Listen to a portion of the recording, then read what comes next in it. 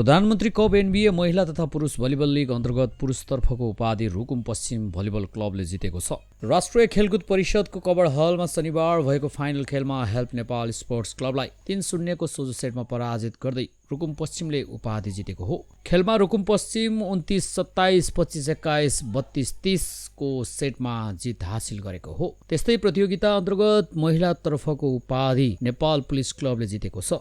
शनिबार नै भएको फाइनल खेलमा न्यू डायमन्डलाई 3-1 को सेटले पराजित गर्दै पुलिस चौथो पटक उपाधि जितेको हो। महिला र पुरुषतर्फको विजेताले 10 लाख र दोस्रोले 5 लाख प्राप्त गरेका छन्। नेपाल भलिबल सङ्घले आयोजना गरेको प्रतियोगितामा क्लब च्याम्पियनसिपबाट छनौट भएका महिलातर्फका 6 र पुरुषतर्फका 8 टोलीको सहभागिता रहेको थियो।